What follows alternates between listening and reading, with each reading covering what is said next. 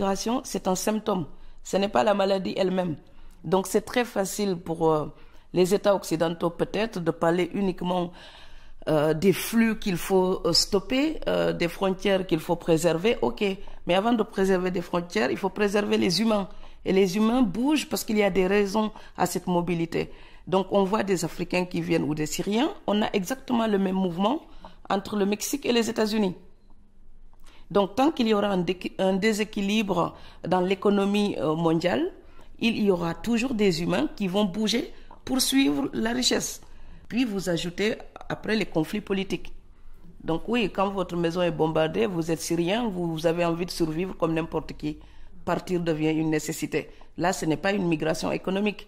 Donc voilà, ces personnes-là sont protégées normalement par la Convention de Genève relative à l'asile politique.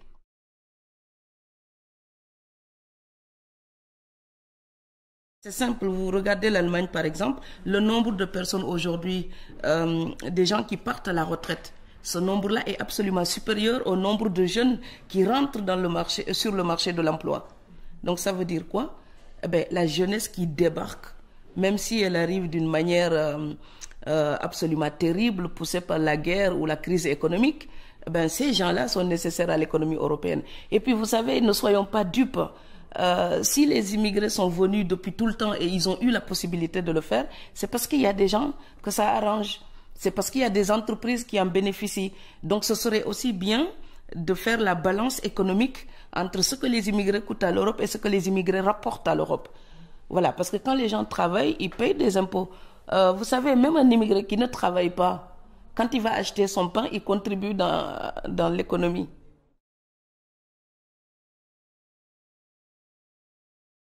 Parler de la migration européenne. Combien de milliers de Portugais sont partis au Mozambique ou en Angola? Combien? On n'en parle pas. Et ce sont des gens qui ont été poussés par la crise économique et qui sont partis soit investir, soit trouver des emplois dans des entreprises en Angola. Mais on en parle très peu. Et puis d'autre part, tous les immigrés qui viennent ne restent pas forcément.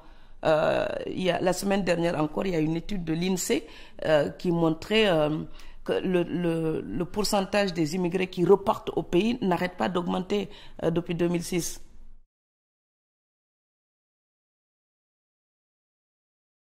L'immigré, c'est celui qui part pour des raisons économiques ou politiques et veut travailler et revenir investir ou peu importe, améliorer son destin par ce biais-là. Et c'est pour ça que je m'insurge toujours contre les termes immigrés de première génération, de deuxième génération ou troisième génération. C'est un non-sens linguistique. Le français est très précis. L'immigré, c'est celui qui débarque avec sa petite valise et qui a quitté une terre d'origine pour une nouvelle terre. Une fois installés, les enfants auxquels l'immigré donne naissance, ces enfants-là ne peuvent absolument pas hériter de ce statut puisque eux, ils n'ont quitté aucun territoire. On ne peut pas rester étranger à durée indéterminée. On est toujours étranger d'une manière provisoire. Quand on est naturalisé, on n'est plus étranger. Quand on a un titre de séjour pour longtemps et qu'on ne peut pas participer aux élections, on est étranger. Donc l'étranger, c'est celui qui n'a pas la nationalité ou qui ne peut pas participer au vote national. C'est comme un invité, c'est quelqu'un qui appartient à l'ailleurs et qui reste sous la tutelle de l'ailleurs. Une fois rattaché à la communauté nationale, le désigner étranger uniquement parce qu'il est noir ou arabe, c'est tout simplement du racisme. Voilà, aujourd'hui, il faut juste dire qu'il n'y a plus une adéquation entre la couleur et la frontière géographique. Voilà, noir ne veut plus dire forcément africain. Il y a des noirs qui sont nés en Europe, c'est des Européens noirs. Et comme il y a des blancs qui sont absolument africains et qui sont mes frères aussi en Afrique du Sud.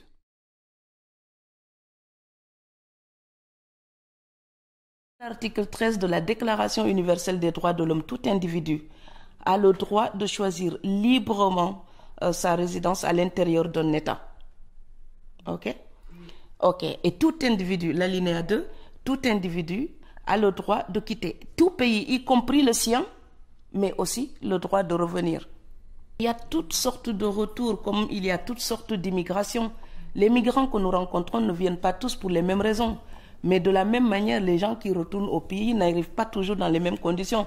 Vous savez, on a aussi certains de nos parents qui économisent pendant toute une vie pour construire l'immense maison au pays avec la piscine.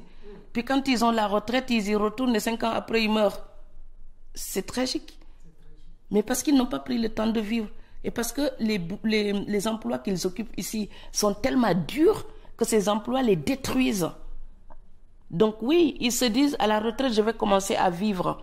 Non, c'est qu'à la retraite, on a déjà quasiment fini sa vie. On appartient à la terre où on est. Quand on vit en Europe, il faut se mettre dans de bonnes conditions et vivre en tant que citoyen européen normal. En Afrique, les choses évoluent.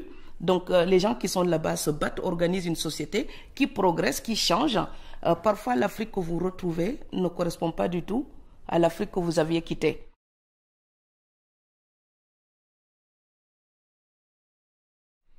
Personnellement, j'en ai vraiment assez de ce clivage blanc, noir, européen, africain, africain, européen, noir et blanc.